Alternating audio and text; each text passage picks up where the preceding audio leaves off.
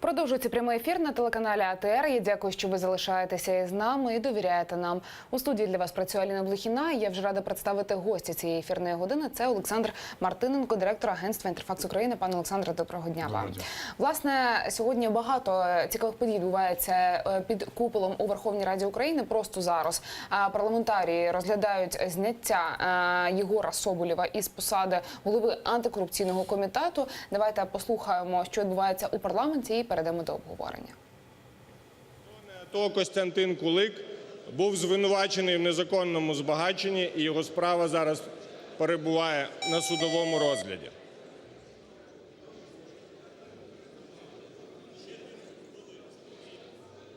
Наші наступні закони ви всі знаєте. Закон про відкритість власності, закон про повноту електронних декларацій, закон про запобігання політичної корупції, який дозволив платникам податків самим фінансувати політичні партії.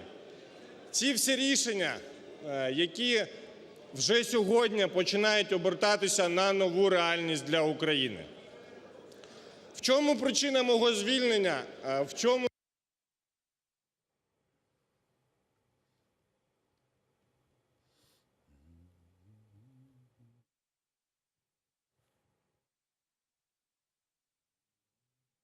Колеги, просять додати 2 хвилини, і я прошу вас всіх, колеги, я додаю 2 хвилини правом Голови Верховної Ради України. Будь ласка, 2 хвилини.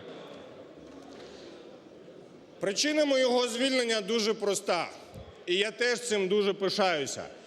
Причина мого звільнення, що ухвалені нами закони почали, можливо, вперше в історії України працювати на нас. Ми самі стали першими їх виконувати. Народні депутати України почали заповнювати електронні декларації. І десятки людей до мене підходили і запитували, а як це зробити, а що справді треба вписувати готівку, і то майно написано на інших людей теж треба вписувати. І я відповідав так. Дуже важливо, що почало працювати законодавство про антикорупційне бюро. Не щодо одного народного депутата почалося розслідування і тривають розслідування. По тій самій статті щодо незаконного збагачення, по інших антикорупційних статтях. Скажу більше, наше з вами законодавство веде до того, що керівництво держави, Президент України, лідери політичних сил, ключових політичних сил більше не почувають себе недоторканними, більше не почувають себе над законом. І це головна причина мого звільнення. А щодо порушень, всі засідання нашого комітету були відкриті, всі стенограми опубліковані, кожен громадянин може вивчити, що на них було. Дякую, пане Єгор. 3 хвилини запитання лишаються на трибуні. Прошу провести запис на запитання.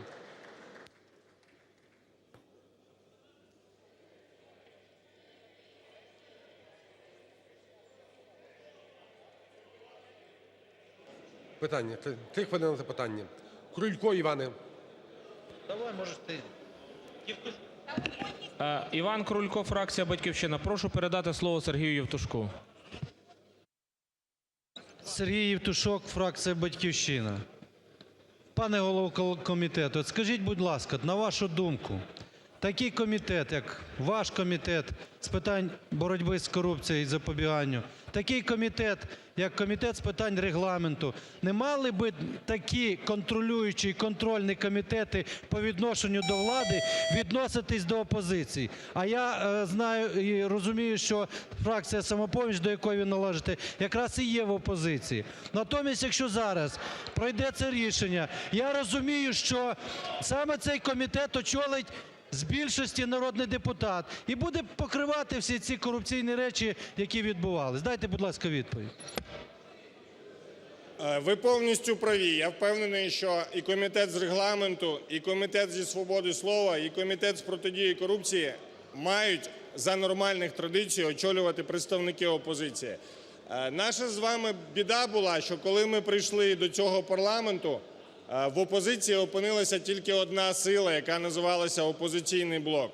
І якщо ви пам'ятаєте, ми тоді висунули вимогу, що люди, які голосували за закони 16 січня, не можуть очолювати парламентські комітети, дайте інших людей.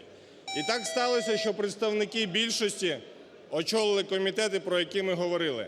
Але в нормальній демократії, яку нам з вами ще треба побудувати, поза сумнівом, ці комітети мають очолювати представники опозиції, причому справді незалежної, справжньої опозиції.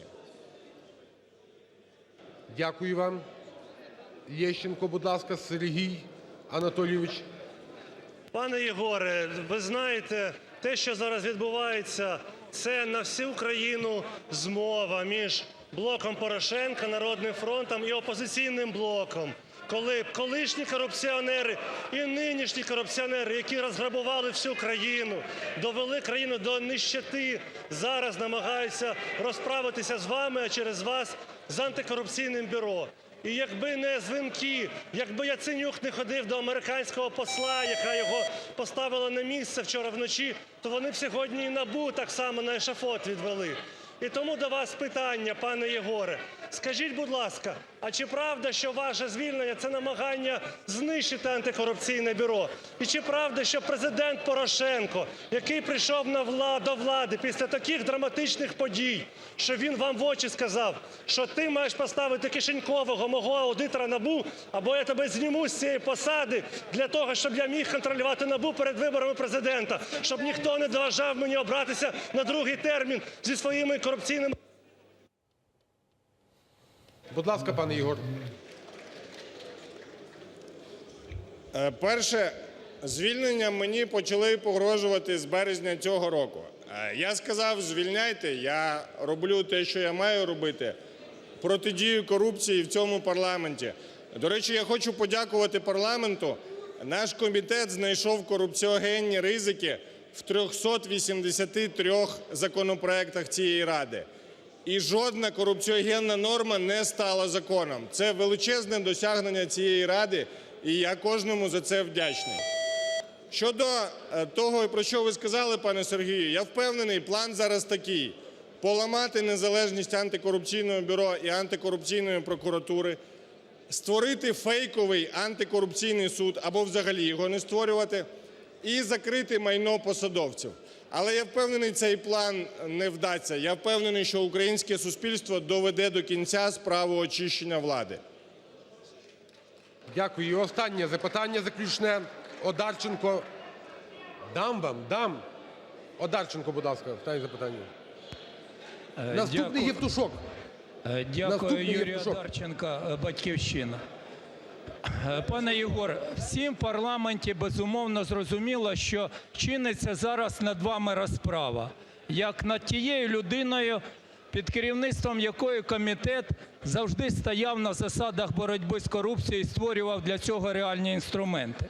У мене просте запитання для вас. Зараз більшість членів комітету, які були заведені в комітет спеціально для розправи над вами, проголосували за ваше звільнення. Скажіть, будь ласка, будь-коли хто з них офіційно звертався до регламентного комітету, чи пред'являли вони вам обосновані претензії, чи це накопичилось от в останні моменти, коли їм дали вказівку, вони вилили це в вигляді зняття пропозиції по зняттю у вас документів? Чи були аргументи у них? На мене ніхто не скаржився. Я скажу більше, всі мої колеги по комітету в приватних розмовах кажуть: ти ж розумієш, ми не проти тебе, ти хороша людина, ну просто так. Колеги, давайте останнє запитання Немировський передає Князевичу. Це буде останнє запитання, потім по хвилині від фракцій. Дам вам репліку, перестаньте махати руками. Будь ласка, Князевич, 1 хвилину. Дякую, шановний пане Єгоре. Ви назвали низку законопроєктів, які вважаєте своїм найбільшим доробком. Це Закон про запобігання корупції, Закон про Національне антикорупційне бюро, про прокуратуру. Це справді великий серйозний доробок українського парламенту, але минулого скликання, 7-го, де вашого духу не було. А були, я вам кажу, як представник президента в парламенті, я їх доповідав з трибуни парламенту, бо це були ініціативи президента. Не примазуйте до них, будь ласка. Дякую. Відповідайте за себе. Одного разу голова правового комітету Руслан Князевич прислав нам листа про те, що не можна приймати закон про викривачів, тому що він антиконституційний. І в цьому листі було посилання на неіснуючу статтю Конституції. Я не буду з вами сперечатися. Ви правильно сказали, закони про антикорупційне бюро були ухвалені в минулому скликанні, так само, як Закон про запобігання корупції був ухвалений взагалі за каденцією ще Віктора Януковича. Але справжня незалежність…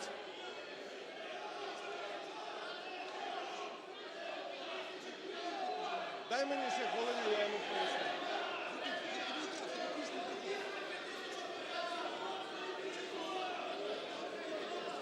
Я рекомендую вам заспокоїтися. Вам дуже знадобиться спокій найближчим часом. В часи Віктора Януковича було запроваджене законодавство, в тому числі про декларації всіх посадовців, які просто не виконувалися. Після Революції Гідності, ви правильно кажете, 30 секунд, завершити. коли парламент стояв в оточенні громадян, такі як ви, сказав, що вони тепер за народ проголосували за нову редакцію і нову назву цього закону. Але справжню незалежність, справжнє формулювання статей про незаконне збагачення, про повноту декларацій приніс цей парламент. І той парламент, і цей мають цим пишатися. Дякую вам, пане Єгор. Зараз я дам репліку. Отже, ми почули виступ Єгора Соболєва та запитання до нього народних депутатів. Наразі у парламенті розглядається питання щодо зняття Єгора Соболєва з посади голови антикорупційного комітету. І нагадую, що в моїй студії Олександр Мартиненко, директор агентства «Інтерфакс України». Пане Олександре, розправа, ручний аудитор НАБУ, неефективність антикорупційних органів. На вашу думку, у чому дійсно полягає причина звільнення Єгора Соболєва з цієї посади? Я думаю, що головне те, що Соболєв, будучи, залишаючись головою комітету, який бореться з корупцією, зайнявся, крім того, цього політичною діяльністю, не пов'язаною з діяльністю цього комітету. І не секрет, що він був одним з активістів тих, хто підтримав Саакашвілі. Саакашвілі, власне, і останній місяць-півтора був одним з лідерів, можна сказати, цього протесту. І тому я так розумію, що виникло питання, чим він, власне, займається. Ну, насправді, я вважаю, що доля істини в цьому є, тому що, знаєте, якщо людина займається боротьбою з корупцією, що насправді абсолютно чиста і правильна справа, мається на увазі, що він бореться з корупцією щодо всіх політичних сил. В тому числі і опозиційних, таке теж буває, тому що всі ж таки народні депутати, і так чи інакше є ризики корупційні в цьому плані. І мені здається, що людина має обрати, чи він займається боротьбою з корупцією, власне, такою професійною діяльністю, яка дуже важлива зараз для України, чи він знімає президента з займаної посади. А Єгор займався дуже багато тим, що просто вів цю справу до зняття президента. Якимось чином? Були розмови про те, що саме Єгора Соболєва потрібно зняти для того, щоб призначити певного вигідного аудитора НАБУ, про те, що на місце голови комітету претендує представник радикальної фракції, пан Попов. Як гадаєте, чи дійсно там йдуть зараз, скажімо так, певні домовленості щодо цього місця із мотивів призначити того самого аудитора НАБУ вигідного? Ну, я думаю, що так. Це може мати місце, дійсно. По-перше, голова комітету необхідно не тільки для призначення аудитора НАБУ. Це великий такий пласт законопроєктів, діяльності, який ведеться комітетом. Все, що пов'язане з корупцією, закриванням і так далі. І тому, дійсно, я так думаю, що може дійсно прийти людина, пов'язана з коаліцією, що не зовсім правильно. Тому що я погоджуюсь з тим, що бажано, щоб ця людина була дійсно з опозиції, і це не пов'язана з владою, тому що, власне, цю владу вона має контролювати. І це також пов'язано з особою аудитора НАБУ, звичайно, тому що забезпечити незалежність НАБУ – це, в принципі, головна, така червона лінія, яка поставлена на Україні західними партнерами. Я нагадую нашим глядачам, що у полі вікні ви можете бачити безпосередньо засідання парламенту. Ми будемо слідкувати за голосуванням за зняття Єгора Соболєва з посади голови антикорупційного комітету. Пане Олександре, от Єгор Соболєв і Семен Семенченко, представники «Самопомочі», ви вже згадали про політичний компонент того, що наразі відбувається. Вони, ну, скажімо так, обрали в певний момент свій такий політичний ракурс, свій політичний курс. Як гадаєте, чи не загрожує, до прикладу, їм цей обраний курс виключенням із фракції? Ну, Соболєв? Соболєв, Семенченко, так, от ті, які... Ні. Я думаю, що це не буде. Тому що, знаєте, з фракції «Самопоміч» виключались люди до останнього часу, які просто не виконували рішень за єдиним принципом, вони не виконували рішень фракції, рішень партії. Ми пам'ятаємо ці випадки. А інших ніяких причин бути не може. Того, що вони там виступають в підтримку Саакашвілі, я думаю, що це не може бути ніякою підставою для звільнення їх з фракції. Навпаки, справа в тому, що «Самопоміч» не прямо, але опосередковано цю ідею підтримує.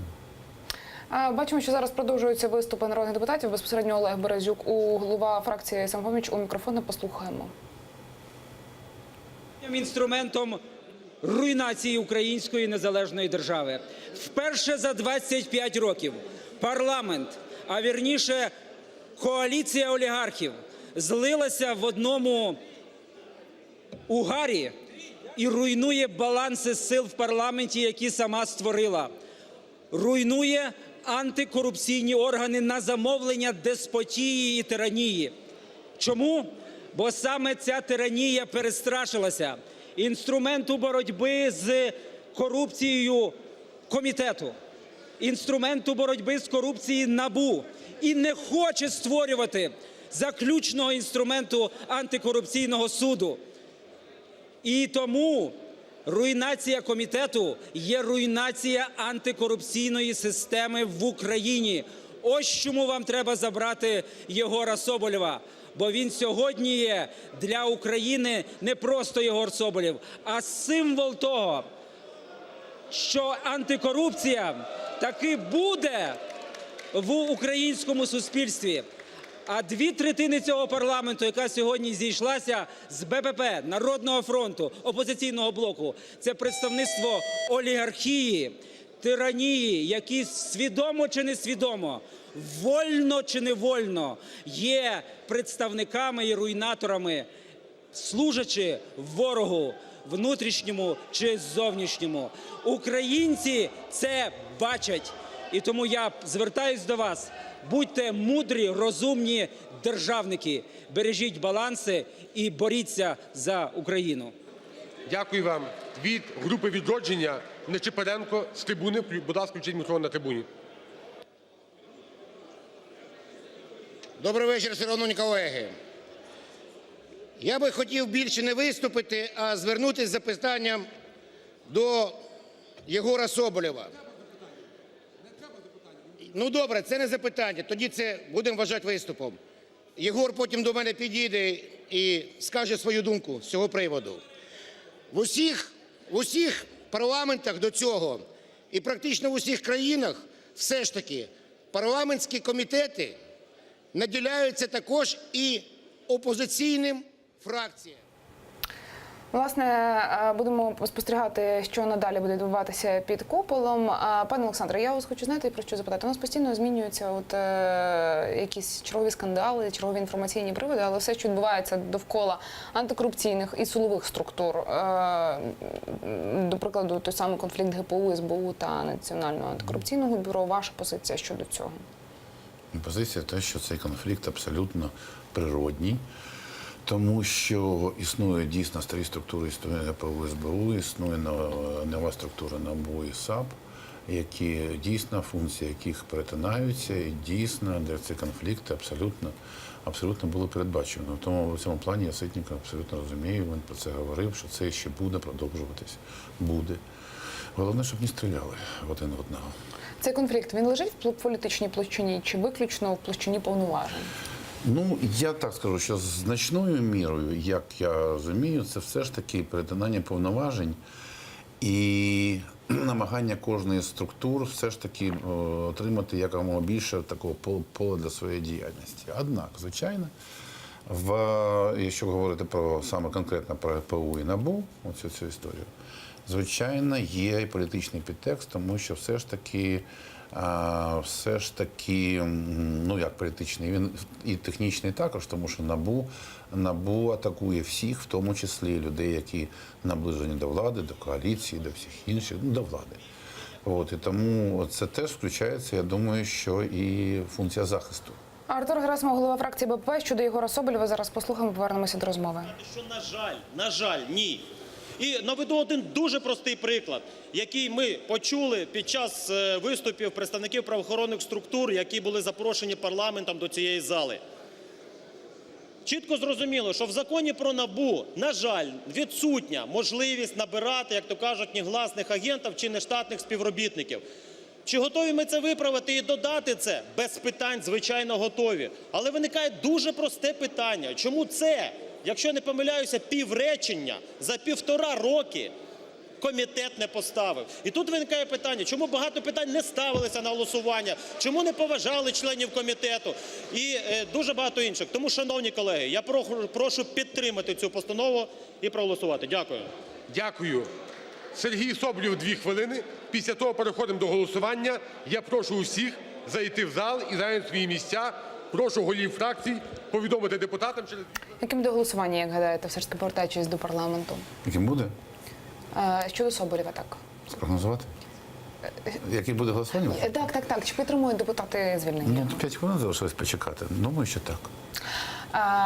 Повертаючись до того, що відбувається у антикорупційних структурах, от попрошу вас прокоментувати слова Сергія Лещенка. Він говорить про те, що якщо Верховна Рада підтримає законопроект, який дозволить депутатам звільняти керівників антикорупційних органів, простою більшістю України може втратити той самий безвізовий режим із Євросоюзом. А як гадаєте, чи дійсно може бути така реакція міжнародної спільноти на те, що відбувається?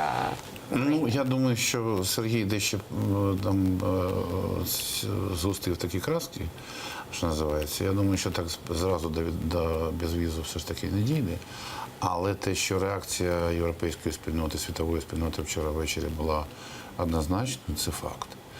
І я думаю, що мова могла йти і про скорочення допомоги, перш за все, і фінансової допомоги, що не менш важливо, до речі, ніж будь-які інші речі.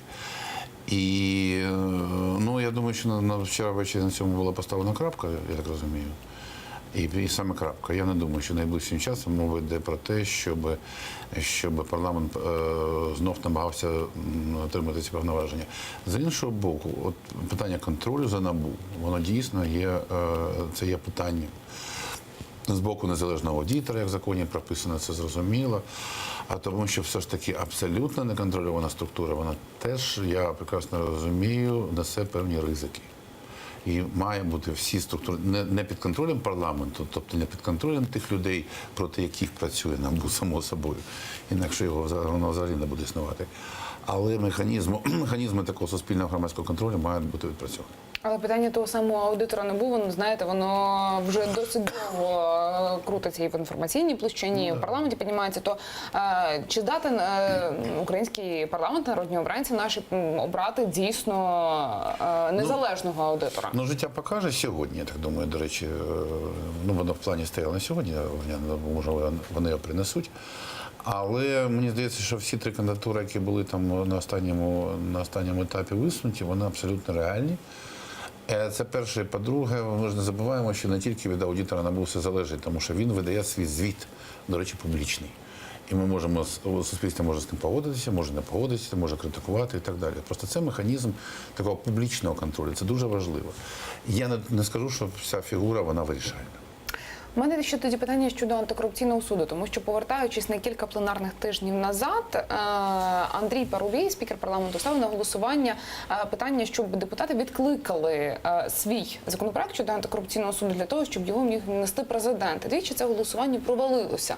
І тепер, ну, знаєте, люди, які вийшли, і це була однією з вимог, і, зокрема, і Міхеїла Саакашвілі, і його прибічників. Ну, тепер, знову ж таки, це питання зависло десь, тому тому що депутати свій законопроект не відкликають, президент свій не вносить. Це взагалі питання цієї сесії? Це питання, до речі, не Саакашвілі, звичайно. Це вимога партнерів українських. Спершу все. Саакашвілі це озвучує, тому що просто не знає, що є зовнішній тиск і треба під нього підлаштуватися. А вимога партнерів, так, вона є. Створити повністю вертикаль антикорупційних органів за прикладом румунської, які, як вона вважає, працює. До речі, працює з певними проблемами, але все ж таки працює. І тому це просто вимога, причому вимога прописана у всіх документах, в тому числі Міжнародного валютного фонду. І Україна тут просто має прийняти рішення, Верховна Рада, чи ми його створюємо, і тоді працюють програми допомоги, чи ми його не створюємо, і тоді програми допомоги не працюють. От і все. Але це питання цієї сесії, як гадаєте? Дійдуть депутати до цього? Тому що сьогодні, зокрема, і бюджет так само на порядку денному. Дуже швидко все зараз йде. Знаєте, я думаю, що в першому читанні воно може проголосовано на цій сесії, в першому. А далі воно підвісне на друге читання. Надовго? Не думаю. Це залежить від того, яким чином знов-таки буде тиснути наші партнери на українську владу. Якщо буде сильно тиснути, я думаю, що влада на це піде. А далі піде процес, не забувайте, створення цього суду. Це ж окрема річ, це закон, а окрема річ це створення суду. А це довгий процес, це правда. Наскільки зараз ми можемо бачити, ставить Андрій Парубій постанову щодо зняття Єгора Соболєва з посади голови антикорупційного комітету. Так от ви сказали, що міжнародні партнери тиснуть. А самій українській владі потрібен антикорупційний суд? Я думаю, що виконавчій владі не дуже. Знаєте, буде це той самий випадок, коли ви питаєте, а потрібен суд підсудному, да? Підсудному, потенційному підсудному. Я думаю, що ні. Подивимося, як там голосування. Я думаю, що так. Да? 256 голосів. Отже, народні депутати України проголосували за зняття Єгора Соболєва з посади голови антикорупційного комітету. Щойно ви могли бачити голосування у сесійній залі, яке відбувалося у полі вікні. Я думаю, що зараз, знаєте, з точки зору коаліції, було б правильно, з моєї точки зору, запропонувати цю посаду представнику опозиційної фракції, я маю на увазі, може, не «Самопоміч», тому що вона вже була там «Батьківщини», припустимо, чи комусь іншому. Тому що якщо вони будуть ділити її для себе, дійсно виникає питання, що це не дуже правильно. Спікера парламенту Андрія Парубія зараз почуємо, він виступає у сесійній залі. Я, як голова Верховної Ради України, підтримав рішення комітету. Але вважаю, що сьогоднішнє рішення не зробило український парламент сильнішим. 4 роки тому, в ці дні, більшість тут присутніх разом стояли на Майдані плече до плеча. І в мене інколи виникає питання, що з нами трапилось? Що з нами трапилось за тих 4 роки, колеги? Я, колеги, хочу сказати, ми пройшли 3 роки нашої каденції. Ми дали відповідь на величезні виклики, які стояли перед українською державою. Але ще найважливіше, 2 роки перед нами ще важкої роботи, коли ми маємо російського агресора, коли ми маємо зовнішню війну. Тому я хотів би, щоб ми максимально відкидали всі конфлікти, які є між нами, щоб ми відчували відповідальність і потребу єдності. Всіх 3 роки ми працювали також із Єгором Соболєвим, головою комітету по боротьбі з корупцією. І я вважаю, зараз український парламент має подякувати Єгору за ту роботу, яка була проведена ним за 3 роки. І я прошу подякувати Єгору. Пане Єгор, дякую. Нам ще працювати 2 роки, колеги. І я впевнений, що тих 2 роки ми зможемо працювати гідно. Дякую, колеги. І я сподіваюся, що емоції не будуть мати верху, а буде мати відповідальність і любов до України. Дякую вам. Отже, спікер парламенту Андрій Парубій висловив свою позицію після голосування народних депутатів за зняття з посади голови антикорупційного комітету Єгора Соболєва. 256 голосів було за, якщо я не помиляюся. Власне, пане Олександре, ще одне важливе голосування, якого сьогодні чекає і країна, і уряд, і народні депутати – це голосування за бюджет. Як гадаєте, яким воно буде? Чи буде скільки голосів? Чи буде це знову вночі? І от по фракціях, хто які свої інтереси буде переслідувати під час цього голосування? Ну, ви знаєте, які інтереси, це треба рахувати, дивитись по округах. Це ми побачимо в кінці, вже коли підуть гроші, коли ми подивимося ухвалений бюджет і подивимося, на чиї округи, в які міста ці гроші пішли. Це перше. А чи буде він ухвалений? Знаєте, це не так важливо, чи сьогодні, чи за тиждень. Головне, щоб це була дійсно не новорічна ніч. Я думаю, що цього не буде в цей раз. А голоси під бюджет, звичайно, є. У них є голоси і двох фракцій, до неї, я думаю, що піднесе і «Відродження», і «Воля народу». І я думаю, що частина інших, можливо, когось, радикальна партія, само собою, і позафракційні. Єдине, що головне питання завжди одне. Скільки іменно цей бюджет буде коштувати державі? Я маю на увазі, скільки грошей буде роздано по округах, по проєктах, по окремих і так далі, значить, тим людям, які за це голосують. От, ну, ми це побачимо, на жаль, вже в кінці. Ну, от коли вже буде повністю роздруковка повністю бюджету, і ми всі побачимо, скільки, яка фракція, який депутат, скільки отримав. Бажано це, звичайно, від цього не уникнути, це обов'язково буде. Головне, щоб цифри були такі, знаєте, пристойні, не зовсім вже такі безсоромні. У нашому ефірі на телеканалі АТР нам депутат від БПП підтвердили, що сьогодні була зустріч дійсно президента із фракцією. Сказали, що говорили про бюджет, але так, ну, пан Іщейкін нам неохоче розповідав про цю зустріч. Як гадаєте, про що ще говорили з президентом? Ну, я думаю, що взагалі це питання оцих антикорупційних органів, в тому числі і комітету, безумовно стояло. А про бюджет я не знаю, який сенс про це говорити, тому що є процедура бюджетного процесу, коли йдуть там побажання депутатів, бюджетний комітет, який працює, опрацьовує все і виходить там в Конституційну адміністрацію, на Кабмін і так далі. От, я думаю, що головне питання сьогодні це було антикорупційне і питання антикорупційного суду, технології, що з ним далі буде. Цим законопроектом. Подивимось, до речі, відкличуть чи ні, той, який гальмує нібито. Подивимось, я думаю, що так. Тому що, ще раз, процес по антикорупційному суду, я думаю, що буде запущений, тому що українські партнери, наші закордонні, вони дуже розлючені і дуже налаштовані зробити все, щоб це було. Але процес піде по-українськи.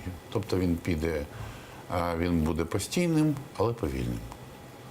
І за кожний крок цього процесу, як завжди це буває, в процесі переговорів з нашими партнерами буде говоритися, от ми прийняли в першому читанні, а давайте, може, ви щось нам за це, значить, посунетесь по якомусь питанню, а як в другому читанні ще посунетесь, а коли починаємо створювати, ну просто допоможіть матеріально.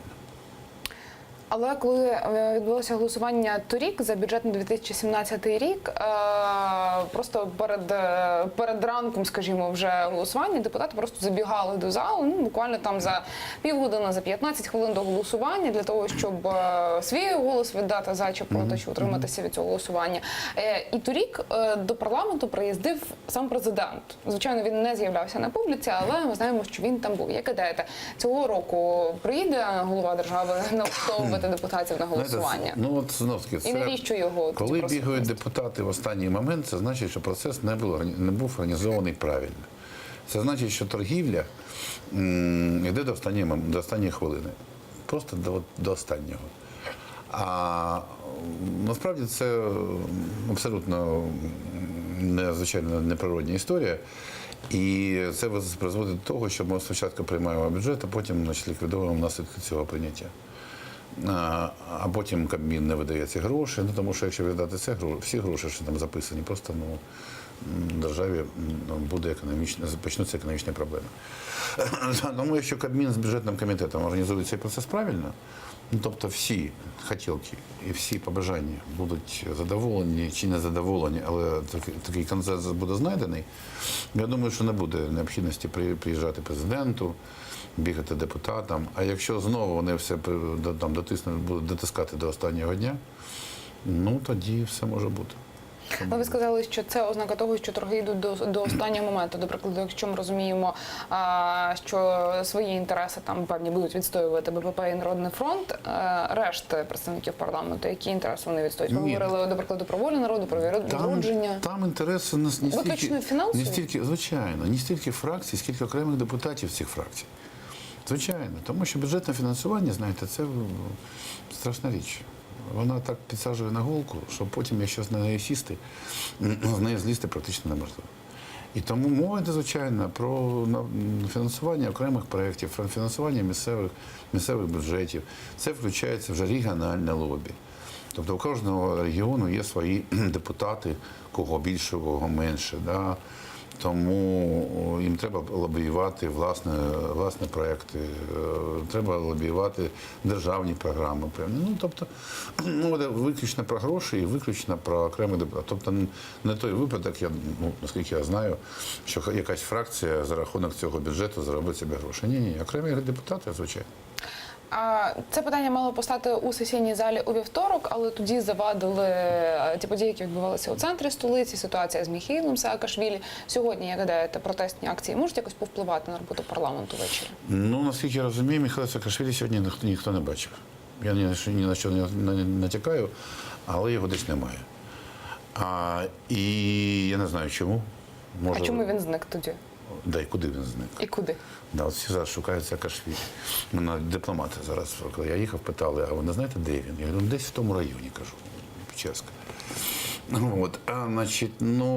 Я не знаю, може це так випадково, що тут бюджет, а тут зникла людина, знається на увазі не з'являлася в з публічного простору, так. з сцени. Я не думаю, що...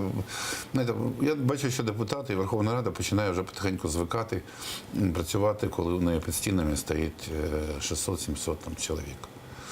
600-700 займаються своєю справою, Верховна Рада займається своєю справою, і, в общем, всі задоволені. Як гадаєте, сьогодні зрозуміло, що прогнози важко робити, тому що ми бачили тут і за Єгора Соболєва попали, нормальний прогноз був. Так, по Соболєву ми потрапили з вами, а тепер чи потрапимо з вами по часу голосування? Тому що торік це було близько 5-ї ранку, я дуже пам'ятаю цей момент. Як гадаєте, цьогоріч так само затягнеться, чи все ж таки закумулюють свої сили? У нас з часом проблеми. Знаєте, я ніколи не попадаю. Чомусь я думаю, що це буде вночі, а вони на вечері впораються. Ладно, я спробую. Давайте так. Я думаю, що десь 23 година. 22-23. Але чому взагалі існує тенденція до голосування вночі? Це якесь зачароване пора доби? Тому що у нас же парламент працює раз на тиждень, як відомо, по четвергам. А всі інші дні депутатів знайти важко, тому що у них інші справи є, дуже важливі, і так далі, тому подібне. А більш того, він працює не кожен тиждень, раз на тиждень. Тобто, фактично, днів, коли можна приймати якісь рішення, їх на місяць 2-3. І тому треба встигнути, поки вони всі сидять. Щоб не треба було кнопкодавити одну людину за 10, а тільки за 3. Пане Олександре, я дякую вам за розмову, за ваші прогнози. Ми, звичайно, так само будемо слідкувати за бюджетним процесом сьогодні у парламенті. Олександр Мартиненко, директор агентства «Інтерфакс України», був гостем цієї ефірної години. Ми, звичайно, стежимо за голосуваннями у сесійній залі. Звичайно, будемо стежити і за голосуванням за державний кошторис на 2018 рік. Усі подробиці ви дізнаєтеся у прямому ефірі на телеканалі АТР. Наступної години у цій студії з'явиться Наріман Джелял, заступник голови Меджлісу кримськотатарського народу. Не пропустіть. А за 5 хвилин прямий ефір телеканалу АТР продовжить Заман. Дочекайтеся.